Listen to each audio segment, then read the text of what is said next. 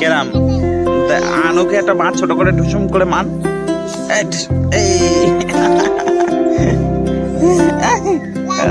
লড়াই লেগে গেছে, কই লাগেনি লড়াই, এবার মারপিট চালু হয়ে যাবে।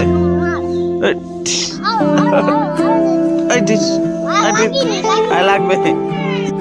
সাজিদুল একটা গাছ লাগিয়েছে, এখন বড় হবে, তার জন্য বলছে বড় হলে আনুকে কাটতে বলছে, তাই না আনু?